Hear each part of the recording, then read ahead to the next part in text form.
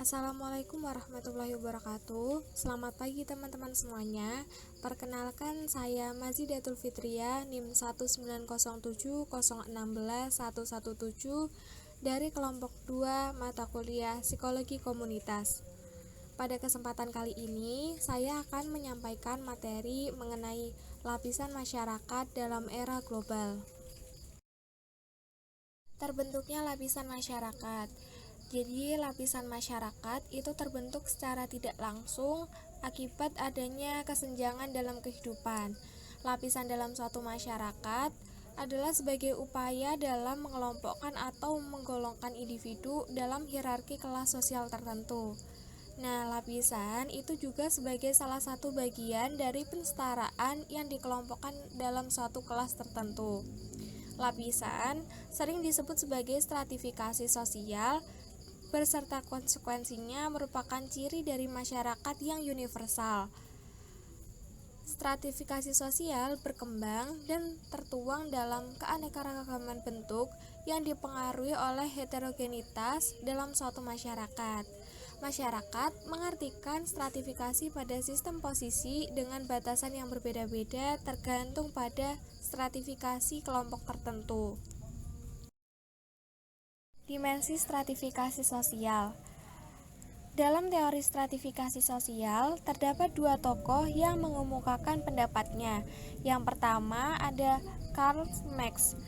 Dia mengemukakan bahwa teori stratifikasi sosial memiliki dimensi yang tunggal yang dilandaskan pada aspek ekonomi dan masyarakat yang terbagi atas dua kelas, yaitu kelas yang memiliki alat produksi dan kelas buruh atau kelas golongan bawah. Marx menekankan pada aspek ekonomi dan privilege sebagai dasar dalam pengelompokan sosial. Tokoh yang kedua ada Weber. Berbeda dengan Marx, Weber melandaskan pemikirannya pada perspektif tradisional yang membagi kelas pada seluruh lapisan. Stratifikasi menurut Weber merujuk pada perbedaan tingkat antara kelompok sosial yang dilihat dari sisi pendapatan, gengsi, dan faktor lainnya. Maka dari itu, Weber membagi tiga dimensi dalam stratifikasi sosial. Yang pertama ada dimensi privilege atau hak istimewa yang merupakan dasar pada pengelompokan kelas. Yang kedua ada dimensi prestis atau penghargaan yang merupakan sumber dari keanggotaan kelompok status. Yang ketiga atau yang terakhir ada dimensi kekuasaan, yaitu landasan dalam partai politik. Prinsip stratifikasi sosial. Dalam stratifikasi sosial terdapat tiga prinsip, yaitu yang pertama ada unsur kemanusiaan yang paling penting, yaitu adalah akal pikiran. Akal pikiran yang mendorong individu melihat kehidupan sebagai suatu rahasia yang wajib untuk ditemukan jawabannya. Maka dari itu ini yang mendorong manusia untuk membentuk suatu kelompok gitu. Yang kedua ada unsur nafsu, yaitu unsur binatang yang tidak dapat dipisahkan dari manusia, yaitu yang mendorong manusia untuk memenuhi kebutuhan fisik maupun non-fisik yang membuat manusia merasa tidak puas dengan apa yang telah diperolehnya. Dan yang terakhir ada ketidakpuasan manusia terhadap apa yang diperolehnya sehingga membentuk perlombaan-perlombaan antar manusia untuk saling menguasai atau mendahului. Ini stratifikasi sosial. Seorang sosiolog, Katamso Sunarto, menjabarkan jenis-jenis stratifikasi sosial ke dalam 5 macam. Yang pertama, stratifikasi usia, yaitu masyarakat yang memiliki usia lebih muda ataupun lebih tua itu memiliki hak dan kewajiban yang berbeda. Misalkan pada sistem pembagian warisan dalam suatu kerajaan, anak yang pertama memiliki prioritas dibandingkan anak yang terakhir. Yang kedua ada stratifikasi jenis kelamin, yaitu stratifikasi yang membedakan antara hak dan kewajiban antara anak laki-laki dengan perempuan. Misalkan pada masyarakat patriarki di mana laki-laki memiliki kedudukan di atas perempuan. Kebalikannya, sedangkan pada masyarakat matriarki perempuan memiliki kedudukan di atas laki-laki. Yang ketiga ada stratifikasi etnis, yaitu sesuai dengan etnis kelompok tertentu. Yang keempat ada stratifikasi ras, dan yang terakhir ada stratifikasi agama. Selanjutnya adalah sifat stratifikasi sosial. Terdapat dua sifat dalam stratifikasi sosial. Yang pertama tertutup. Stratifikasi tertutup merupakan bentuk stratifikasi di mana pergerakannya hanya horizontal, tidak vertikal.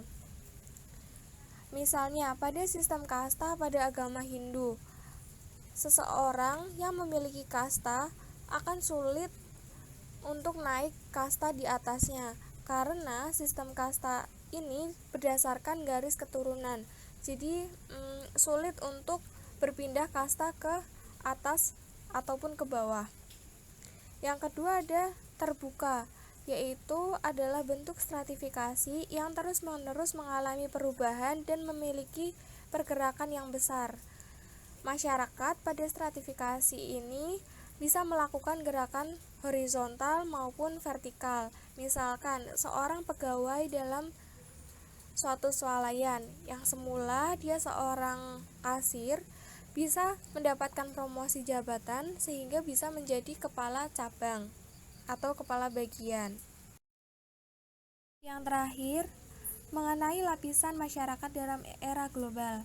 Seperti yang sudah diketahui, bahwa dalam era globalisasi seperti sekarang ini, teknologi dan juga informasi memiliki kemajuan yang sangat pesat, sehingga memudahkan seluruh aktivitas manusia menjadi lebih instan, menjadi lebih cepat. Nah, hal tersebut berdampak pada perubahan gaya hidup. Biasanya, orang-orang atau masyarakat yang mengalami perubahan ini adalah masyarakat dengan status sosial yang tinggi, khususnya pada status ekonomi yang tinggi. Namun, lapisan masyarakat ini di era yang global memiliki dampak negatif dan juga positif. Dampak negatifnya adalah masyarakat menjadi timbul kesenjangan sosial, adanya konflik antar individu, kelompok, ataupun generasi.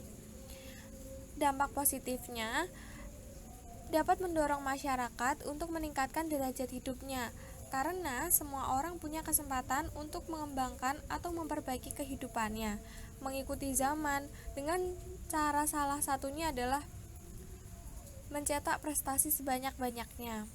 Namun, hal ini dapat diatasi dengan menonjolkan sikap atau menjunjung sikap nilai toleransi yang tinggi antar masyarakat.